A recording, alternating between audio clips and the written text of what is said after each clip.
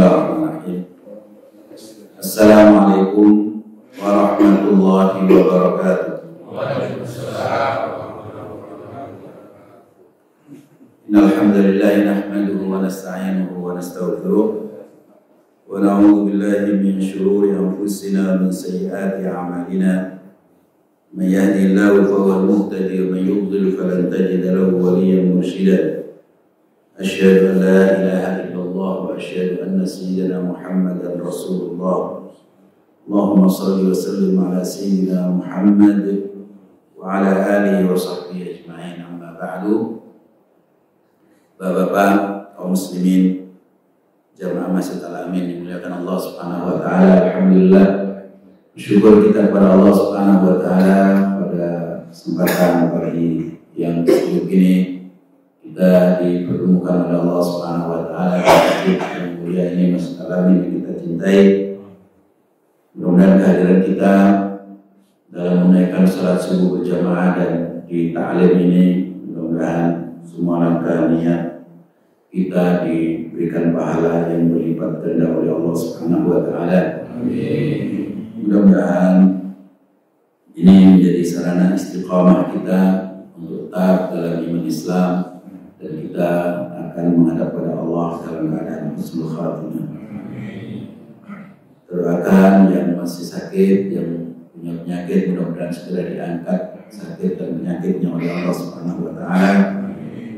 Yang punya problem, punya masalah, punya kesulitan, diberikan kemudahan untuk mendapatkan jalan keluar oleh Allah Subhanahu wa taala. Kita doakan juga orang tua kita, guru-guru kita yang telah mendahului kita. Mudah-mudahan mereka yang masih hidup, mudah-mudahan diberikan pahala, diberikan diberikan umur yang panjang dan istiqamah di atas kebenaran iman Islam, dan yang sudah meninggal dunia mudah-mudahan diampuni dosa-dosanya, diberikan rahmat yang melimpah, ditempatkan di surga Allah Subhanahu wa taala.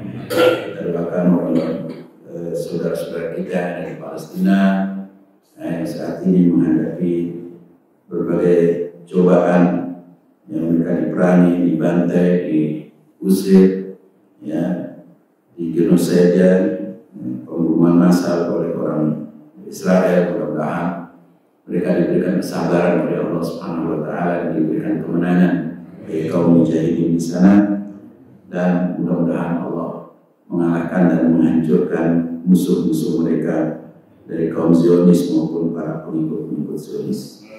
Amin ya rabbal alamin. Jamaah yang dimuliakan Allah Subhanahu wa taala, kajian sirah nabawiyah kita berada di awal tahun Hijriah. Insyaallah kita akan bahas tentang kisah diresmikannya tahun Hijriah, ya kan? Resmian tahun Hijriah. Karena memang awalnya orang Arab itu dan umat Islam setelah Rasulullah SAW, sejak Rasulullah SAW diutus, belum pernah memiliki penanggalan, belum pernah memiliki kalender, belum pernah menyebut atau memiliki tahun yang resmi sebagaimana yang dimiliki oleh umat-umat yang lain. Orang-orang ahli kitab, orang Nasrani, mereka punya kalender Masehi, yang dimulai dari lahirnya Nabi Isa alaihissalam. Mereka memperhitungkan itu dan melalui perhitungan peredaran matahari, putaran matahari kepada bulan dan pada bumi. Sementara orang Arab belum pernah punya itu. Orang-orang Persia juga sudah punya. Orang-orang Mesir, Timur Tengah yang lain itu pun sendiri. Bahkan di India yang kemudian diwarisi ada kalender Jawa, tapi kemudian setelah zaman Wali Songo itu kalender Jawa disesuaikan dengan kalender Hijriah, ya, tahun dan bulan-bulan ya Jawa itu. Jamaah yang dimuliakan Allah Subhanahu wa taala, ya, Allah Subhanahu wa taala berfirman, "Inna 'iddatash shuhuri 'indallahi 12 syahran fi kitabillah yawma khalaqas samawati wal ard minha arba'atun hurum dzalika ad-dinul qayyim fala tadhlimu fihinna anfusakum." Sesungguhnya hitungan bulan, bilangan bulan di sisi Allah, menurut Allah itu adalah 12 bulan, ya. Dan itu sudah ketentuan fi kitabillah, dalam ketentuan Allah. Sejak kapan? Yauma khalaqas samawati wal ardh, sejak Allah menciptakan langit dan bumi. Minha arba'atun hurum, di antara 12 bulan itu ada 4 yang dimuliakan, 4 bulan yang dimuliakan oleh Allah. Dan dzalika dinul qayyim, itulah agama yang lurus. Jadi aturan agama Allah yang lurus, ada 12 bulan, 4 diantaranya adalah bulan yang dimuliakan. Maka jangan kalian menzalimi diri-diri kalian pada bulan-bulan tersebut. Jadi ini ketentuan Allah Subhanahu wa taala, 12 bulan ini tidak boleh dirubah-rubah. Ya, ketentuan hari, termasuk hari, karena Allah Subhanahu wa taala dalam surat Fussilat, ya, disebutkan, ya, ketentuan hari itu. Misalnya Allah berfirman bahwa Allah menciptakan bumi, ya, menciptakan bumi itu dalam 2 hari. Itu disebutkan oleh ahli-ahli tafsir, ya, yaitu hari Ahad dan hari Senin. Kemudian Allah, ya, menciptakan gunung-gunung, jadi bumi diberikan semua kebutuhannya, kebutuhan bumi, isinya untuk kepentingan manusia, untuk kepentingan kita, ya. Di dalam perut bumi diisi dengan berbagai macam kebutuhan manusia, sehingga Allah berfirman, "Huwallazi khalaqa lakum ma fil ardi jami'an." Allah yang menciptakan seluruh yang ada di muka dan di perut bumi ini untuk sekalian semuanya, semua yang untuk kita. Nah, itu selama 2 hari, berarti hari Selasa dan Rabu. Ya. Kemudian menciptakan langit 2 hari, menciptakan langit semuanya 2 hari. Mastawa ila samai fasawwahuna sab'a samawatin fi yawmaini. Jadi dalam dua hari, yaitu hari Kamis dan hari Jumat. Ya, hari Kamis, hari Jumat, ya. Nah, itu 2 hari. Kemudian Allah menghiasi langit-langit dengan bintang-bintang, ya, dan seterusnya, itu sampai hari Sabtu. Nah, tentu hitungan-hitungannya, ya, hari di sisi Allah Subhanahu wa taala itu beda dengan hari-hari di sisi kita. Karena hari di sisi Allah, wa inna yawman 'inda rabbika ka'alfi sanatin mimma ta'udun, bahwa hari di sisi Tuhanmu itu sama seperti 1000 tahun dalam hitungan kalian. Itu kata Allah Subhanahu wa taala. Nah, ketentuan-ketentuan hari, ketentuan-ketentuan zaman seperti ini tidak boleh dirubah-rubah, ya. Tetapi orang-orang musyrik, orang-orang jahiliyah pada saat itu merubah-rubah sesuai dengan hawa nafsu mereka, sesuai dengan hawa nafsu mereka. Karena kita tahu orang Arab itu hidupnya berpindah-pindah tempat untuk mencari, ya, rumput untuk kepentingan ternak mereka. Ya, kalau ada wilayah yang ada rumputnya, maka mereka datang ke sana berebut, akhirnya mereka berperang.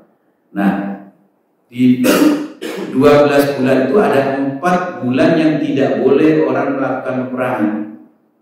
Minha arba'atun hurum, karena itu diharamkan peperangan, diharamkan untuk berbuat zalim yang besar di situ, ya, membunuh dan lain sebagainya. Yaitu kata Rasulullah 3 secara berturut-turut dan 1 sendirian. 3 berturut-turut adalah Dzulqa'dah, Dzulhijjah dan Muharram. Nah, kemudian yang 1 adalah Rajab. Nah, ini 4 bulan ini tidak boleh orang melakukan peperangan. Tapi mereka karena misalnya bulan-bulan 4 atau salah satu dari bulan 4 ini, ya, pas musimnya musim merumput, maka mereka rubah. Jadi yang tadinya misalnya bulan Muharram seperti sekarang itu tidak boleh berperang, atau bulan Dzulhijjah tidak boleh berperang, mereka ganti. Ini bulan Safar, diganti, ya, bulan Muharram dengan bulan Safar, atau bulan Muharramnya ditunda, ya, nanti bulan depan. Kenapa? Karena mereka sedang melakukan peperangan, ya. Jadi yang diharapkan oleh Allah mereka rubah menjadi halal. Mereka tunda seperti itu, ya. Makanya Allah Subhanahu wa taala di ayat 37 surat At-Taubah itu Allah menyebutkan innaman nasi'u ziyadatun fil kufri yudhallu bihi alladziina kafaru yuhillunahu 'aman wa yuharrimunahu 'aman liwaqi'u 'iddata ma harrama Allah fayuhillu ma harrama. Jadi sungguhnya an-nasi itu menunda bulan. Nasi ada riba namanya riba nasi'ah. Riba nasi'ah itu menunda. Kalau zaman Jahiliyah dulu, kalau orang sudah jatuh tempo, ya, untuk membayar hutang, maka yang punya uang datang kepada yang punya hutang, ya, Mas, mau dibayar sekarang atau ditunda? Ya, nanti saya belum punya duit, nanti saya tunda. Ya, kalau ditunda ya harus ada tambahan nantinya. Ya, itu namanya riba nasi'ah. Ya, tambahan pengembalian, ya, karena ada tambahan waktu. Nah, dalam hal hitungan bulan, orang Arab itu menggunakan sistem riba seperti itu. Jadi ditambah, ya, karena ditunda kemudian ditambah, dirubah-rubah seperti itu. Dan itu oleh Allah ziyadatun fil kufr. Jadi disebutkan itu adalah kekufuran yang terus bertambah. Berarti pertambahan itu berarti pertambahan kekufuran, kekafiran mereka. Mereka yuhillunahu 'ama wa yuharrimunahu 'ama. Di tahun ini mereka jadikan bulan halal, tahun depan dijadikan bulan haram, bulan mulia. Ya, jadi sesuai dengan keinginan mereka. Liwaqu 'iddata ma harramallah. Nah, mereka melakukan itu untuk mencocok-cocokkan bulan-bulan yang diharamkan oleh Allah. Ya, maka mereka menghalalkan sesuatu yang diharamkan oleh Allah, merubah sesuatu yang sudah diatur, sudah ditakdirkan oleh Allah, ya, sejak Allah menciptakan langit dan bumi. Nah, itu diharamkan. Karena itu merubah aturan Allah, merubah ciptaan Allah, itu hukumnya haram. Orang wajahnya sudah bagus, sudah ganteng, sudah cantik, ya, dirubah sedemikian rupa supaya lebih, ya, lebih menjual misalnya, gitu. Nah, itu haram hukumnya. Jadi merubah wajahnya, merubah bagian tubuhnya yang mana yang kurang menarik, nah, itu dirubah-rubah, apakah hidungnya atau matanya atau alisnya atau, ya, bokongnya dan sebagainya. Nah, itu haram hukumnya karena merubah, ya, taghyiru khalqillah, merubah makhluk yang sudah diciptakan oleh Allah Subhanahu wa taala. Tapi sekarang orang melihat hal itu hal yang lumrah, biasa saja, ya, terutama para selebriti. Nah, diharamkan oleh Allah Subhanahu wa ta'ala. Disebut oleh Allah, zuyyina lahum su'u a'malihim. Ya, amal-amal mereka itu dibuat setan ya seolah-olah baik, seolah-olah indah, dihias-hiasi seolah-olah baik. Wallahu la yahdil qaumal kafirin. Allah tidak memberikan hidayah, petunjuk pada orang-orang yang kafir. Jadi ketentuan bulan-bulan ini kemudian yang tadinya dirubah-rubah sehingga membuat ya zaman itu tidak teratur. Nah, tidak teratur. Karena itu ketika Rasulullah SAW melakukan haji wada, ya, salah satu di antara poin khutbah Rasulullah SAW menyinggung masalah peredaran waktu yang tidak teratur itu, yang dirubah-rubah oleh orang-orang musyrik itu. Maka disebut di dalam ya khutbah Rasulullah SAW itu, beliau khutbahnya, ya ayyuhan nas, wahai manusia, ya, wahai manusia, inna zaman qad istadara hayatihi yawma khalaqas samawati wal ardh. Sungguhnya zaman sekarang, waktu itu sudah beredar sebagaimana semula saat Allah menciptakan langit dan bumi.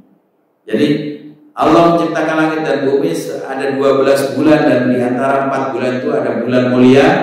Nah, itu tidak boleh berubah dan sekarang sudah beredar sebagaimana awal Allah ciptakan itu. Nah, dimulai dari Muharram, Safar dan seterusnya sampai Dzulhijjah lagi. Nah, di antara 4 bulan itu kata Rasulullah ada 4 yang diharamkan, yang dimuliakan Allah. Thalathatul mutawaliyat, yaitu 3 yang berurutan, yaitu Dzulqa'dah, Dzulhijjah dan Muharram.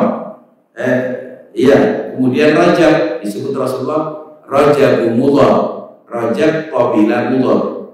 Ya, karena Qabilah Mudhar ini belum pernah berubah-ubah, ya, mereka konsisten dengan hitungan yang ditetapkan oleh Allah. Maka bulan Rajab itu biasanya kalau Qabilah lain yang terkenal Qabilah Rabi'ah itu suka merubah-rubah ya hitungan bulan itu, atau merubah-rubah bulan, jadi dari yang A menjadi B dan seterusnya. Nah, maka disebut oleh Rasulullah Rajab Mudhar, yang dia tetap sesuai dengan ketentuan Allah. Hadis ini riwayat Imam Bukhari. Jamaah yang dimuliakan Allah Subhanahu wa taala, takwim atau kalender Hijriah itu mengikuti peredaran bulan, ya, disebut bulan Qamariyah. Ya, sementara kalender Masehi itu ikut hitungan matahari, kalender yang Syamsiyah. Nah, orang Arab biasanya karena mereka hidupnya di padang pasir, ya, selalu melihat bulan, awal bulan. Nah, kemudian ketika mereka bertanya kepada Rasulullah SAW tentang kenapa bulan itu kalau awal kecil, tengah jadi purnama besar, kemudian terakhir jadi itu lagi kecil lagi dan seterusnya, mereka disebutkan oleh Allah, yas'alunaka 'anil ahillah. Yas'alunaka 'anil ahillah, mereka menanyakan tentang hilal, tentang tanggal. Kenapa demikian? Qul hiya mawaqitu lin-nasi wal hajj. Sungguhnya hilal itu dibuat oleh Allah Subhanahu wa taala itu dalam rangka supaya mengetahui waktu, mawaqit, mengetahui zaman, mengetahui waktu. Wal hajj, dan untuk mengetahui waktu haji. Mengetahui waktu haji, ya, sehingga tidak seperti yang dilakukan oleh orang-orang jahiliyah dahulu, dirubah-rubah seperti kehendak mereka. Maka untuk menentukan itu, haji harus tetap pada bulan Dzulhijjah, bulan ke-12. Nah, maka diharamkan oleh Allah Subhanahu wa taala mereka berperang di bulan-bulan haram, bulan-bulan yang mulia. Nah, adapun penamaan bulan-bulan itu Dan penentuan kembali 12 bulan itu, nah itu terjadi pada tahun berapa? 412 Masehi. Dan itu ya ketika di Mekah dipimpin oleh kakek Rasulullah yang kelima, urutannya kelima, yaitu siapa yang pertama? Abdul Muttalib, Hashim bin Abdi Manaf bin Qusay bin Kilab, ini yang kelima. Jadi saat Kilab bin Murrah, yang keenam Murrah. Nah itu zaman Kilab bin Murrah, dia hadir dan mengumpulkan ya kepala-kepala suku seluruh Jazirah Arabia, ya untuk ya mengatur bulan yang sudah berubah-ubah, sehingga mereka tidak tahu kapan mereka harus melakukan perjalanan bisnis. Sebab ada sebagian kabilah yang saat kabilah lain melakukan kabilah bisnis, mereka mengganggu karena ini dianggap adalah bulan boleh berperang, padahal itu bulan haram misalnya. Ya, maka mereka membagi tahun itu ada bulan-bulan untuk ibadah. Itu 4 bulan itu yang mulia itu. Dan ada bulan-bulan untuk tijar atau bisnis, dan ada bulan-bulan untuk perang. Jadi mereka ya memang dari dahulu suka berperang, dan memang itu watak manusia. Bukan berarti kemudian kita katakan karena ada orang yang menjelek-jelekan orang Arab ya. Arab itu sukanya perang. Ya. Dari dulu sukanya perang, sampai sekarang sukanya perang. Dan itu juga tidak sepenuhnya benar. Karena apa? Karena memang perang itu memang watak manusia. Membunuh itu watak diantara watak manusia. Sebab ketika Allah Subhanahu wa taala berfirman kepada malaikat, wa qala rabbuka lil malaikati inni ja'ilun fil ardi khalifah. Qalu ataj'alu fiha man yufsidu fiha wa yasfiku ad-dima. Jadi ketika Allah mau menciptakan Nabi Adam untuk menjadi khalifah di muka bumi dan anak keturunannya nanti, mereka katakan, apakah engkau membuat di muka bumi ini orang-orang atau makhluk yang akan membuat kerusakan di muka bumi, dan mereka suka menumpahkan darah, suka membunuh, saling bunuh-bunuhan. Ya. Jadi saling membunuh itu memang watak di antara watak manusia. Tentu orang yang sudah menyimpan dari ajaran Allah suka membunuh. Nah kalau ada pembunuhan yang sifatnya massal, seperti misalnya Israel membunuh saudara-saudara kita di Palestina, ya, dan orang-orang kafir seringkali membunuh orang-orang Islam dahulu sejak zaman penjajahan misalnya begitu. Nah, kemudian terjadi berbagai peperangan di sejumlah negara misalnya, ya, dan setiap waktu ada itu peristiwa-peristiwa perang seperti itu. Nah, di kita juga dari dulu sejarah kita juga sering terjadi peperangan, pembunuhan, ya, zaman-zaman kerajaan Majapahit, kerajaan Kediri, kerajaan mana ini Jawa Barat, Pajajaran, juga banyak perang juga kan. Sejarah itu membuktikan begitu. Jadi jangan bilang orang Arab suka perang. Tidak, di Indonesia, di Jawa, ya sejarah kita juga penuh dengan perang. Nah, siapa bilang zaman Wali Songo tidak ada perang? Dakwah Wali Songo ketika Demak tidak ada peperangan melawan Majapahit, sehingga Majapahit kan akhirnya gugur, kalah kan? Kemudian Islam tersebar. Ya. Jadi ketika kerajaan Demak berdiri, kerajaan Majapahit tidak rela, maka mereka menyerah. Dan ketika diserang, umat Islam juga tidak mau diam, gitu. Tidak boleh diserang. Nah, terjadi peperangan juga antara kerajaan Majapahit dan kerajaan Demak Bintoro yang Islam itu. Artinya itu pertumpahan darah seperti itu memang sudah menjadi kebiasaan manusia, dan itu takdir Allah. Walau la daf'ullahi an-nasa ba'dahum bi ba'din la fasadatil ardu walakinallaha dzu fadlin 'alal 'alamin. Sekiranya Allah tidak menciptakan, tidak membuat ya antar manusia itu saling berhadapan, saling membela diri, ya niscaya bumi ini akan rusak. Jadi justru dengan itu manusia akan saling berkompetisi untuk maju. Nah, dari situlah bumi menjadi ada peradaban, ya. Misalnya maju di bidang teknologi, maju di bidang persenjataan. Nah itu semuanya karena apa? Karena ada nafsu seperti itu, dan itu kan sudah diciptakan oleh Allah sedemikian rupa. Hanya saja ya Allah Subhanahu wa Ta'ala ingin menimbang siapa yang berperang karena Allah untuk membela kebenaran, membela agama Allah, dan siapa yang berperang untuk membela hawa nafsunya, membela nafsu duniawinya, membela jabatannya dan sebagainya. Itu nanti yang akan dihitung, yang akan dihisab oleh Allah Subhanahu wa Ta'ala. Jadi tidak bisa kita menyalahkan. Sekarang di Indonesia banyak pertumpahan darah, ya kan? Tiap hari kita dengar berita, ya, anak bunuh orang tuanya, orang tua bunuh anak, ya, suami bunuh istri, istri bunuh suami. Tiap hari kalau kita ya ikuti berita di medsos atau di TV juga, nah itu selalu ada ya lintasan peristiwa atau peristiwa kriminal itu, berita-berita kriminal, banyaknya pembunuhan yang juga sadis-sadis, ya, orang yang mutilasi dan sebagainya. Nah itu bagian dari ya keburukan yang ada, dan sifat manusia suka membunuh kalau dia sudah merasa ya kepentingannya terganggu, kecuali orang-orang yang takut kepada Allah Subhanahu wa Ta'ala.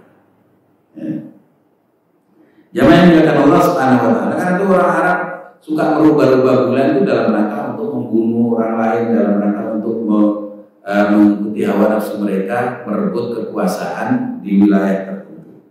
Maka dua abad sebelum Rasulullah SAW hijrah, nah itu ya kakek Rasulullah SAW menentukan, dan para pemimpin kabilah pada waktu itu menentukan tanggal dan menentukan bulan-bulan mana yang untuk haji, untuk kepentingan haji, mana untuk kepentingan ya bisnis, mana untuk kepentingan perang, yang diberi ruang untuk orang berperang.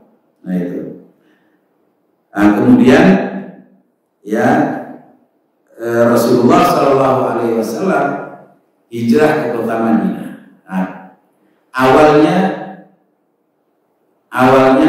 permulaan kalender Hijriah ini ketika seorang sahabat Rasulullah SAW, Abu Musa al-Asy'ari, setelah Rasulullah wafat, kemudian kekuasaan berpindah ke tangan Abu Bakar, kemudian Umar bin Khattab 1,5 tahun atau 2 tahun setelah Umar bin Khattab menjadi Amirul Mukminin, menjadi khalifah, ya.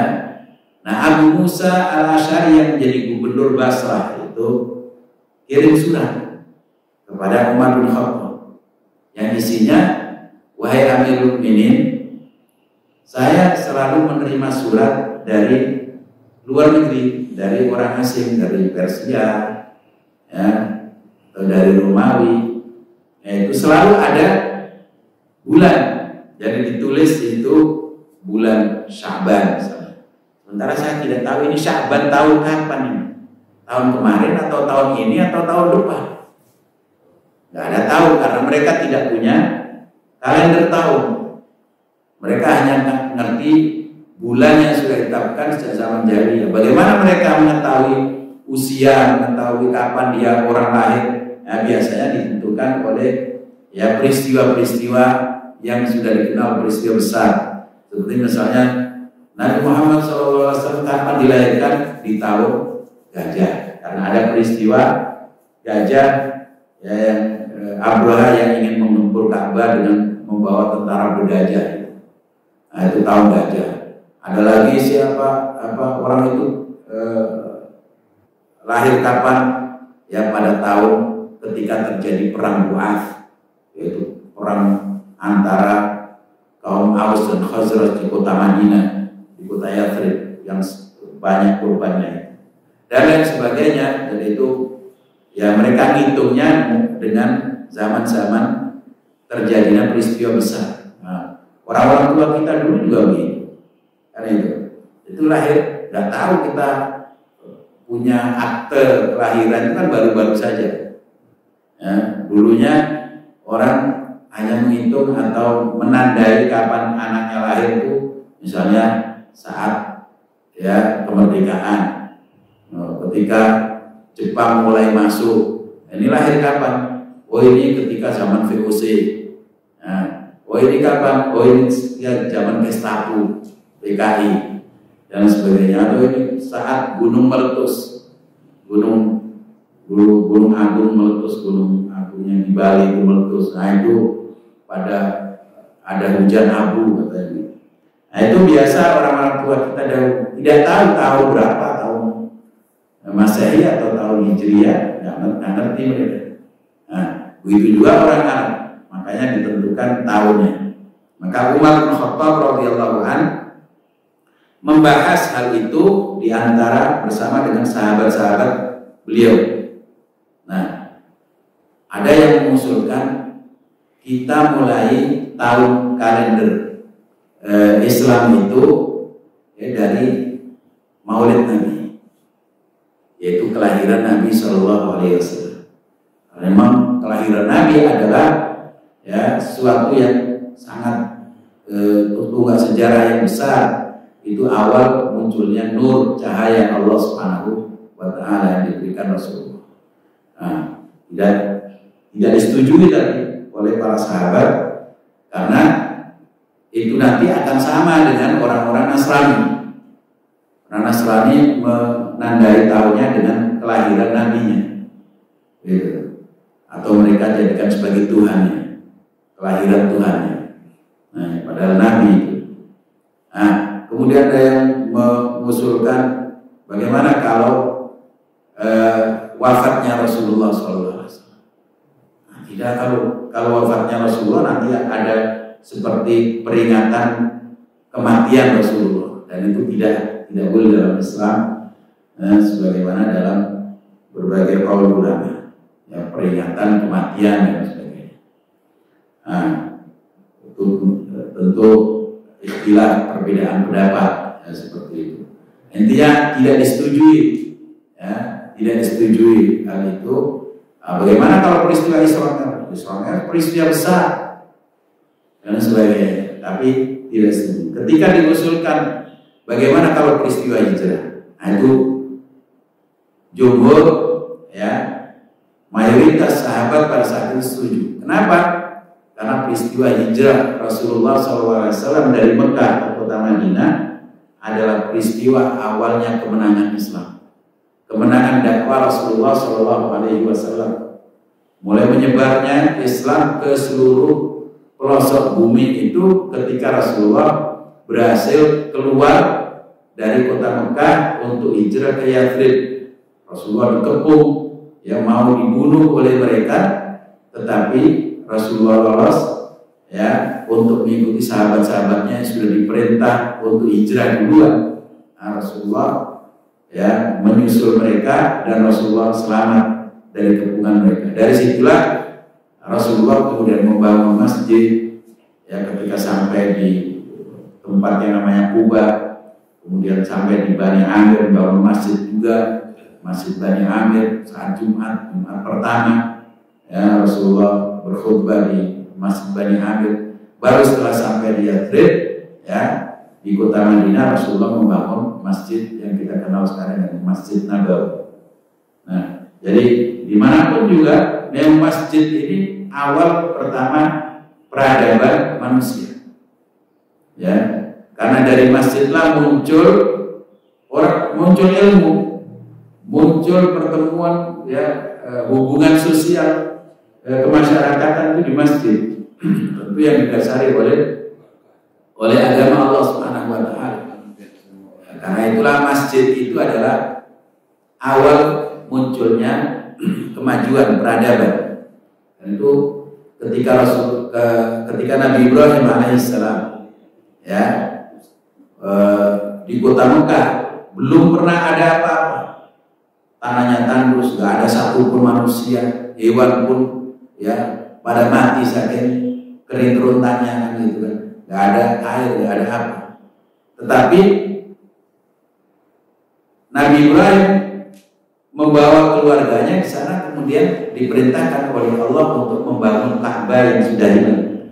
Ka'bah yang karena banjirnya zaman Nabi Nuh hilang, ya, dan kemudian diperintahkan oleh Allah untuk membangun lagi, ya, Nabi Ibrahim dan Nabi Ismail. Wa idh yarfa'u Ibrahimul qawa'ida minal baiti wa Ismail. Nah, dari Ka'bah dan Masjidil Haram yang dibangun oleh Nabi Ibrahim itulah kemudian muncul peradaban. Manusia pada kumpul di situ, akhirnya jadi turun-temurun keturunan Nabi Ibrahim, Nabi Ismail, dan seterusnya. Dan sampai sekarang kita bisa lihat sendiri bagaimana Mekah, ya, tempat yang paling ramai seluruh dunia adalah Mekah. Tidak ada, dan keramaian itu bukan dengan tujuan ya hal-hal duniawi, ya, tetapi tujuannya adalah untuk ibadah, mentauhidkan Allah Subhanahu wa taala. Ya, dan itu Mekah itu harus dibersihkan dari seluruh kekotoran-kotoran kemusyrikan, kemaksiatan, ya. Wa tahhir baiti lit-thaifina wal 'akifina waruka'is sujud. Wa Ibrahim, atau khitabnya kepada Muhammad, sucikan rumah ini, rumah Allah ini, ya, untuk kepentingan apa? Kepentingan orang-orang yang taifin, orang-orang yang tawaf, ya, orang-orang yang iktikaf, akifin, dan orang-orang yang apa? Ruka'is sujud, orang-orang yang ruku dan sujud itu salat karena Allah Subhanahu wa taala. Maka bersih, ya, dari kemusyrikan. Rasulullah ketika ya diutus oleh Allah, tujuan Rasulullah salah satunya setelah hijrah adalah untuk kembali ke Mekah dan membersihkan kota Mekah dari kekotoran kemusyrikan dan penyembahan kepada selain Allah. Jemaah yang dimuliakan Allah Subhanahu wa taala, maka diutuslah oleh Sayyidina Umar untuk menjadi kalender Islam. Nah, itu kemudian diawali dari hijrah Nabi Shallallahu Alaihi Wasallam. Karena itu hitungannya jadi mundur. Ya, karena dia diputuskannya itu, diresmikannya tahun ke-17 Hijriah, maka dimulai dari hijrah Nabi sudah 17 tahun. Jadi peresmiannya itu baru 17 atau 16 tahun pada saat Sayyidina Umar radhiyallahu anhu menjadi khalifah kaum muslimin. Nah, kenapa kok tidak mulai dari Rabiul Awal? Karena Rasulullah hijrahnya kan bulan Rabiul Awal, ya, tahun ke-13 kenabian. Nah, tapi dimundurkan Muharram. Kenapa bulan Muharram dijadikan awal hitungan tahun Hijriah? Nah, sebagaimana disebutkan oleh, ya, seorang ulama dari kalangan tabi'in yang bernama An-Nahdi, Abdurrahman An-Nahdi, Abu Osman An-Nahdi, ya. Jadi beliau meriwayatkan bahwa Umar bin Khattab ketika ditanya kenapa kok kita mulai dari bulan Muharram awal tahun, ya, beliau mengatakan karena kita memulai bulan Haram di sini, bulan Muharram di sini, ya, karena akhir tahun itu adalah bulan Dzulhijjah, dan bulan Dzulhijjah adalah bulan di mana jamaah haji, ya, kaum muslimin melakukan ibadah haji, dan selesai ibadah haji itu mereka diampuni dosa-dosanya oleh Allah Subhanahu wa taala. Karena haji itu sebagaimana disebutkan Rasulullah SAW, al-umratu ila al-umrati kafaratun lima bainahuma wal hajjul mabrur laisa lahu jazaa'un illal jannah. Umrah antara umrah satu dengan umrah yang lain itu menjadi penebus dosa yang dilakukan antara keduanya.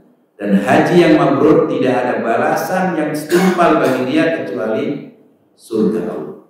Maka Rasulullah katakan, man ata hadzal bait, man hajja hadzal bait, falam yarfuth walam yafsuq, raja'a ka yauma waladathu ummu. Ya, barang siapa yang haji ke Baitullah ini tanpa dia melakukan rafat, yaitu perkataan atau perbuatan yang kotor, perbuatan yang keji, ya, walam yafsuq, dan dia tidak bermaksiat, tidak berbuat yang melanggar aturan Allah, ya, raja'a ka yauma waladathu, maka dia pulang ke rumahnya seperti dia saat dilahirkan oleh ibundanya, tidak punya dosa sama sekali. Maka ketika sudah mendapatkan ampunan yang agung dari Allah Subhanahu wa taala ini, ya, maka awal tahun juga dimulai dengan bulan yang mulia, yaitu bulan Muharram. Ya, berarti awal tahun bulan Muharram ini orang Islam memulai kehidupan baru. Karena tadinya sudah bersih, ini memulai lembaran baru dalam kehidupannya. Kita bulan Muharram ini harusnya memulai kehidupan dan lembaran kita, karena kita di bulan Dzulhijjah kemarin, ya, 10 hari misalnya bulan Muharram, bulan Dzulhijjah itu yang kita lakukan itu penuh dengan ampunan dari Allah Subhanahu wa taala. Kemudian hari Nahar, hari penyembelihan kurban, hari Tasyrik, itu penuh dengan ampunan dari Allah Subhanahu wa taala. Maka pada haji itu kita sudah tutup buku dan sudah bersih, ya, bersih dari dosa-dosa kita. Nah, maka setelah itu kita buka lembaran baru dengan bulan Muharram. Makanya Umar bin Khattab, kalau begitu kita mulai lembaran baru itu dari bulan Muharram, karena bulan Dzulhijjah kita sudah bersih dari dosa-dosa kita. Kita mulai lembaran baru. Nah, lembaran baru ternyata dimulai dari bulan Muharram, dan bulan Muharram ini juga bulan mulia juga. Rasulullah SAW ditanya, ya Rasulullah, ayu siyami afdalu ba'da Ramadan, puasa apa yang paling afdal setelah bulan Ramadan ya Rasulullah? Qala syahrullahi alladzi tad'unahu al-Muharram, yaitu puasa di bulan Allah, disebut bulan Allah, bulan Muharram, yaitu yang kalian kenal dengan bulan Muharram. Nah, jadi puasa di bulan Muharram ini, ya, disebut oleh Rasulullah, ya, paling afdal setelah Ramadan. Nah, di situ ada hari Asyura, sudah lewat. Insya Allah kita semuanya sudah melakukan puasa Asyura kemarin, Pak.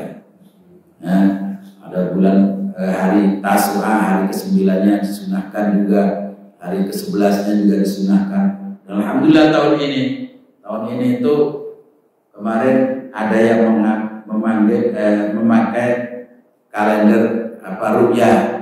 Nah, kalau ru'yah berarti hari Rabu, hari Asyuranya.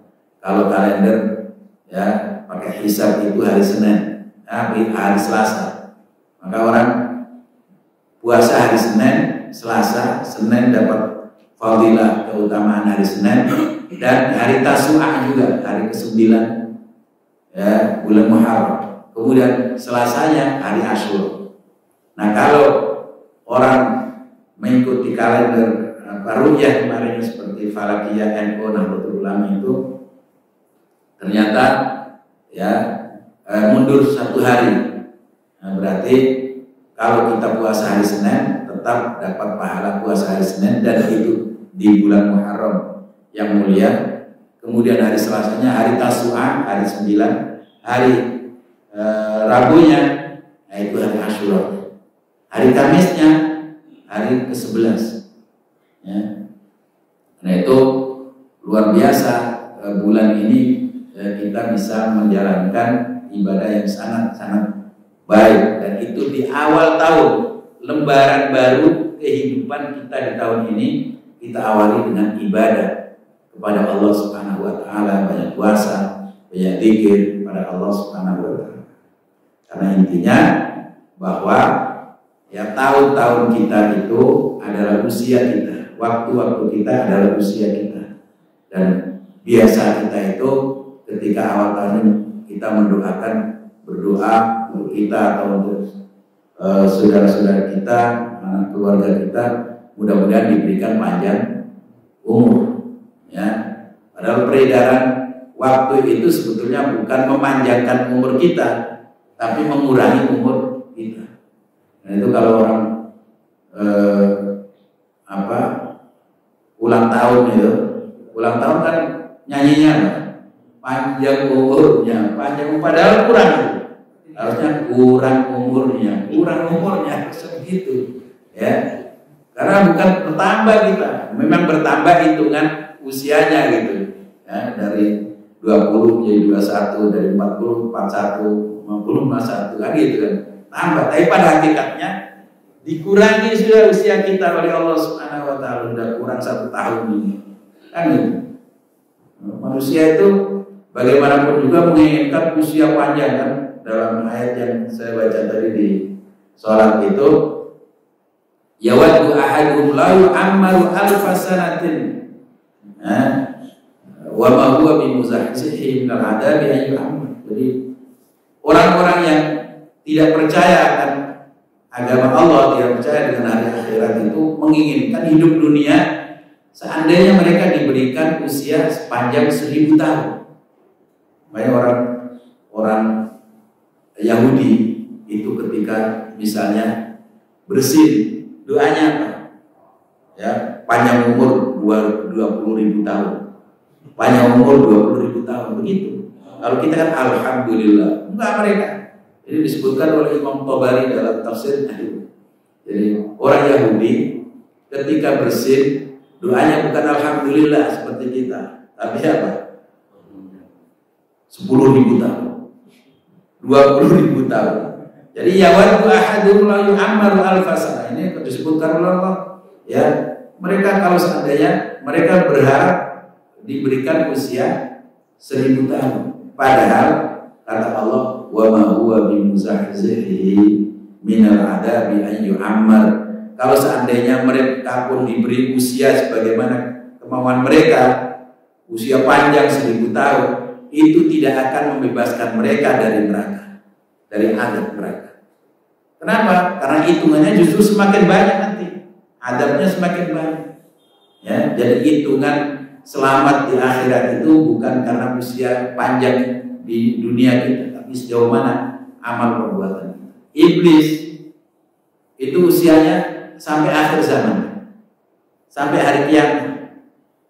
Tapi panjang usianya iblis bukan berarti dia akan mendapatkan keutamaan dari Allah Subhanahu wa taala, tapi justru akan menambah beban azabnya. Semakin usia panjang, kemudian semakin banyak maksiat, semakin tidak mau taat, tidak mau beriman, ya semakin menambah beban azab. Karena itu kalau ada orang meninggal kok waktu masih muda, ya itu wah masih muda kok meninggal, ya kita bilang ada hikmahnya. Karena mungkin Allah dalam pengetahuan Allah dia ini meninggalkan masa muda supaya tidak banyak-banyak dosa, ya kan gitu. Tapi kalau di masih kecil, mudah-mudahan ini hikmahnya adalah supaya sebelum dia akil balik, ya dia tidak ada dosa, dia dimatikan oleh Allah Subhanahu wa taala. Seperti itu, usia ini ya bukan menjadi ukuran orang ahli surga, tapi usia yang panjang untuk taat kepada Allah itulah yang paling baik, yang paling didambakan oleh setiap orang yang beriman. Karena kata Rasulullah SAW, ya siapa orang yang baik ya Rasulullah yang paling baik, yaitu mengqala umruhu wa hasuna amaluhu. Orang yang panjang usianya, bertambah hari, dia semakin baik amalnya, semakin baik ya perbuatannya, kedekatannya, ibadahnya, banyak zikirnya kepada Allah. Bisa jadi satu kali kita mengucapkan subhanallah itu melampaui amalan-amalan yang seumur hidup kita harus diusahakan. Ya karena kata Rasulullah, subhanallah tamlahul mizan. Subhanallah walhamdulillah tamla'u ma bainas sama'i wal ardh. Jadi ketika kita mengucapkan subhanallah itu timbangan amal kebaikan kita itu penuh, berat, diberati oleh Allah Subhanahu wa taala dengan kata subhanallah. Kemudian kalau ditambah subhanallah alhamdulillah, itu memenuhi langit-langit dan bumi. Jadi isi langit dan bumi itu terkalahkan oleh kata subhanallah walhamdulillah.